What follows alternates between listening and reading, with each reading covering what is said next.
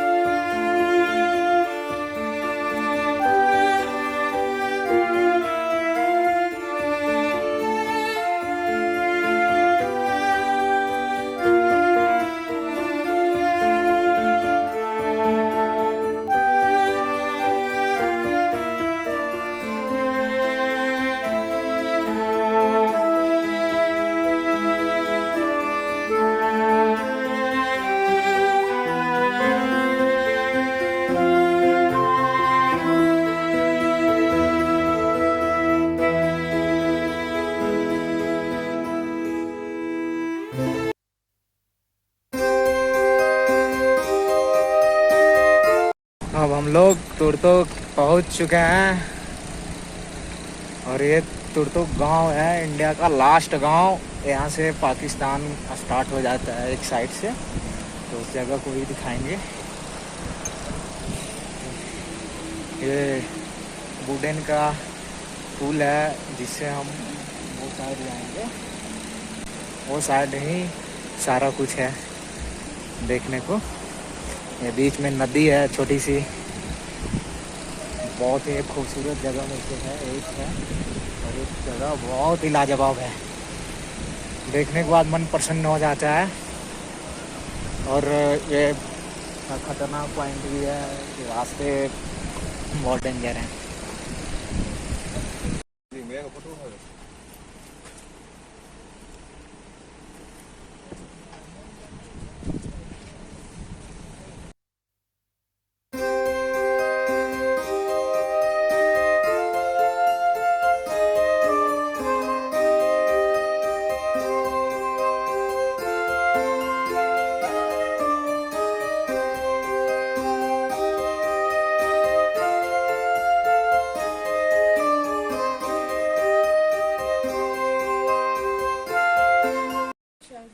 सामने खेती होता है। ये गवर्नमेंट प्राइमरी स्कूल, बहुत कुछ व्यवस्था है यहाँ यारा। ये मैं उनके गांव में प्रवेश कर चुका हूँ।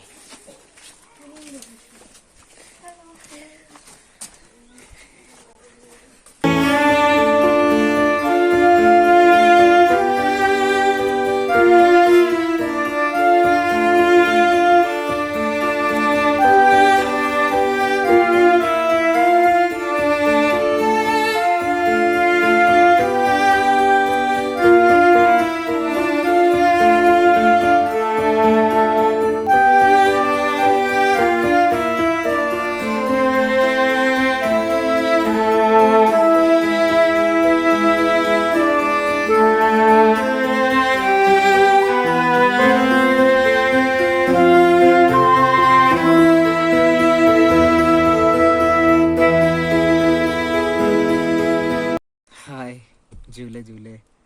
दोस्तों हम तुरतुक देख लिए हैं। तुरतुक भी बॉर्डर के आसपास बसा हुआ गांव है।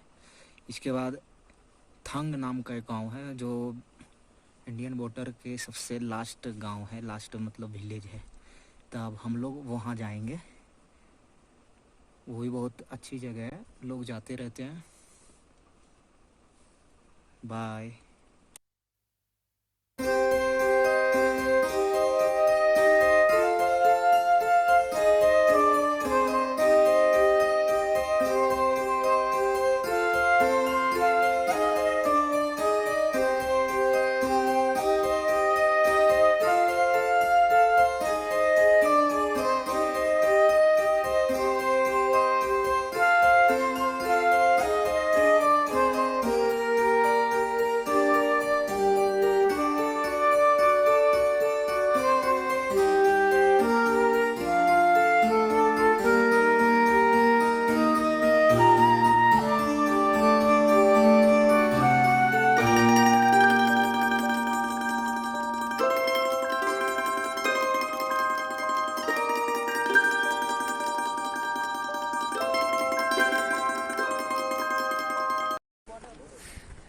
ये अब हम लोग सबसे लास्ट जगह पे पहुंच चुके हैं। ये पीओको का बॉर्डर है।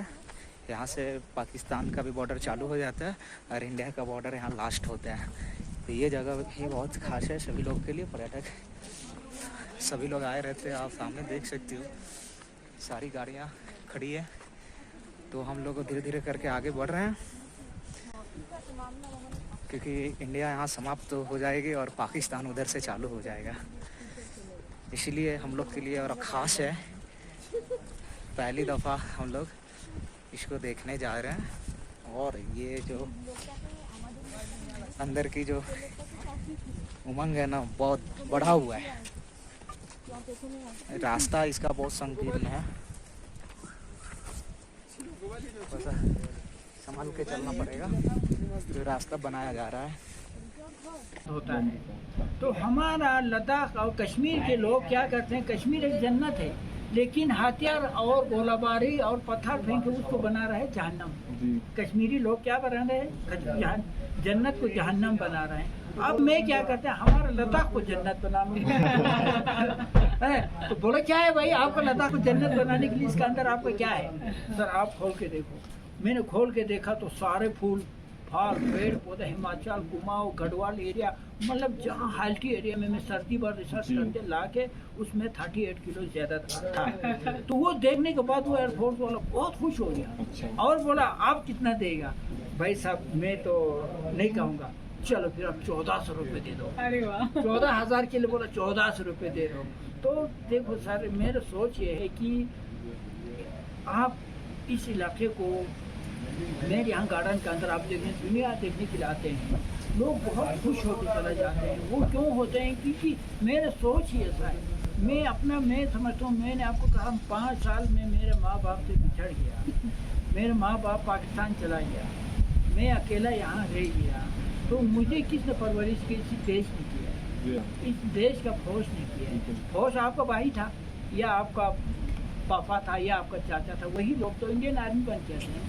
तो मैं आज समझता हूँ कि इस देश ये देश मेरे अपना माँ बाप समझते हैं। तो दूसरा सर मैं ये भी कहते हैं कि जो हमारे जो फौजी अफसर लोग आते हैं, तो सर आप तो 18 साल से फौज का नमक खाया है, मैंने तो 5 साल से खाया है। हाँ मैंने तो 5 साल से खाया है और आपने 18 साल में वर्दी पहना है, मैं तो 5 साल में वर्दी पहना है। तो मेरा सोच है कि इसलिए मैंने एक कविता शायद आपको मैंने नहीं सुनाया, उसमें हम कहते हैं सलाम में मोहब्बत भारतीय फौज को, मेहनत से सद्भावना चलाने के जोश को, चोटियों को सर पे मुस्कुराने के होश को, ज़रूरत पे ताकत दिखाते हैं दोष को, मुसीबत में उठाते हैं गमगीन की बोझ को, मोहब्बत से तब्दीली कराते हैं सोच को, खिदमत गुजार भी करते हैं बोझ को, चमका के रखिए खेलती हुए रोज़ को, सीओ ब्रिगेड आते हैं हर महफिल में हौसला देने अपने दोस्त को, मजबूत बना लो दोस्तों भारतीय फौज को, अली तुम हौसला देते रहो सेना के जोश को।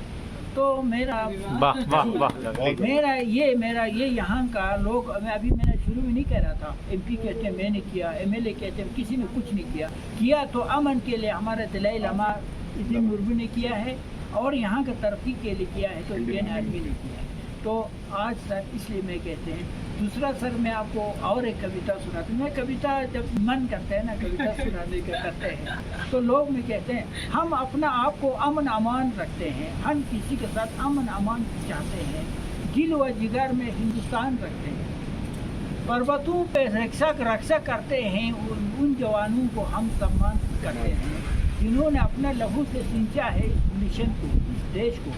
उन्हें हम सब ईमान उनके ऊपर हम ईमान रखते हैं। वो मैं इसलिए कह रहे हैं जी कि मैं पाकिस्तान जाके इस साल बैठ गया जी हाँ। मैंने पाकिस्तान का जो हालत मैंने देखा तो मैं आपको एक बार जब पाकिस्तान में किसी के साथ मेरा डिस्कस हुआ तो मैंने उनको कहा देखो यार मुझे पिंजड़े में बैठने की आदत नहीं, मेरे देश में पिंजड़े में नहीं बैठता है सच मुझे। मेरे देश में देखो यहाँ से कन्याकुमारी तक जाओ, दुनिया घूमो, कहीं ना आई कार्ड का जरूरत पड़ता है, न कहीं चेकिंग होता है कभी नहीं है, कहीं कुछ नहीं, आराम से हम घूम सकता है।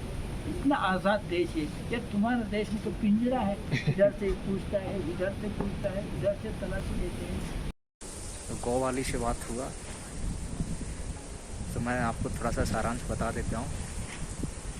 उनकी कहानी ऐसी थी कि वो और उनके भाई 5 साल की उम्र में ही अपने माता पिता से बिछड़ के इंडियन बॉर्डर के अंदर आ गए थे। तो इंडियन आर्मी ने उन्हें उठा लिया, तो उन्हें तो जाने नहीं दिया पाकिस्तान को। वो इंडियन आर्मी वो उसको पाले पोसे और बड़ा किया। उनका एक्सपीरियंस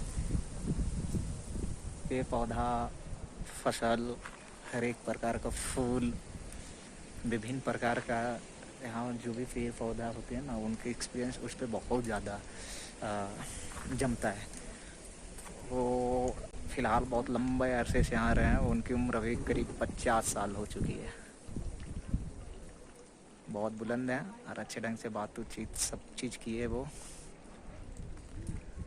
और उनका घर जब आप आओगे एथंग विलेज तो पूरे बागवानी हर फसल आपको यहाँ देखने को मिल जाएगा।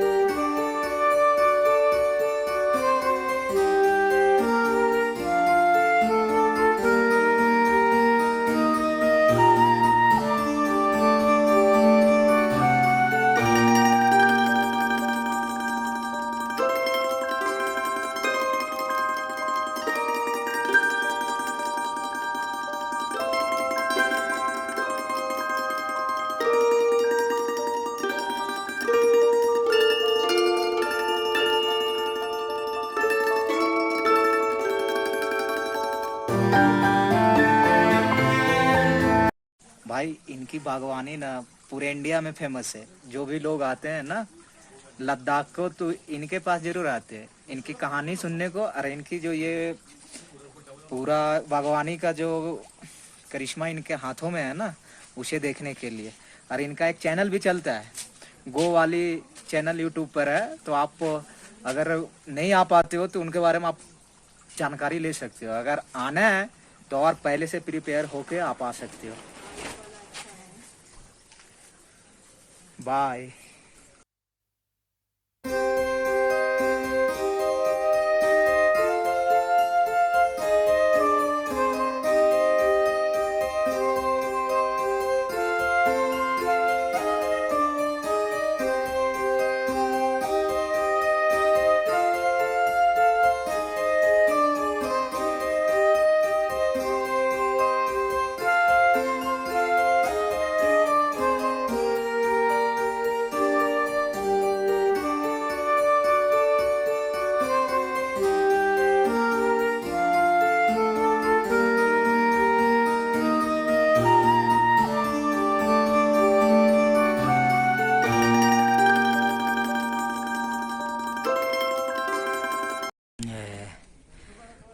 लोग पहुंच चुके हैं लास्ट पोजीशन, वहां के बाद हम लोग और आगे नहीं जा सकते हैं, वो हमारी लास्ट बिंदु है।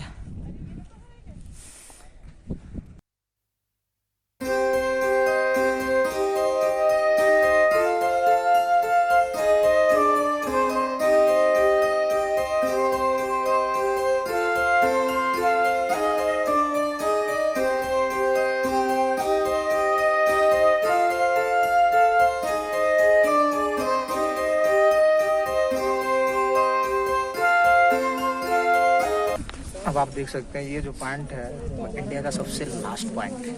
इसके बाद इंडिया खत्म, पाकिस्तान स्टार्ट। तो यहाँ हल्ला करने का मन करता है लेकिन हल्ला नहीं कर सकते हैं क्योंकि दो मुल्कों के कुछ तालमेल की बात है, तो हम नहीं कर सकते। बट यहाँ आओगे तो आपको ऐसा कुछ देख सकते हो। ये हिंदुस्तान का टॉप पिक, ये सामने एक बंकर भी आपको दिखेगा, नहीं दिखाई देगा बट यहाँ बंकर भी है इंडिया का लास्ट। और वो उस साइड अलग मुल्क चालू होता है जो पाकिस्तान है, ये साइड अपना मुल्क इंडिया। बोलो भारत माता की जय।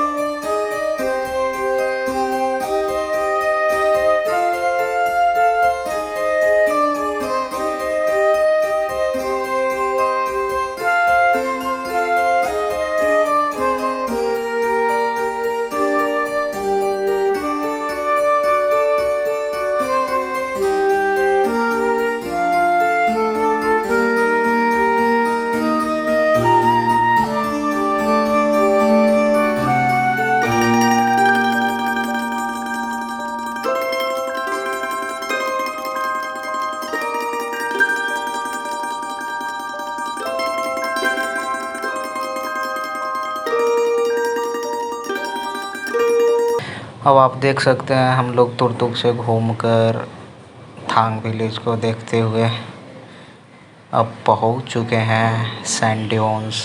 यहाँ ऊँट की सवारी होती है, ये जगह उसके लिए ही सबसे ज़्यादा प्रसिद्ध है। तो मैं बता देता हूँ आपको कि ऊँट की सवारी करने के लिए आपको पर हेड 400 रुपये की चार्ज लगती है।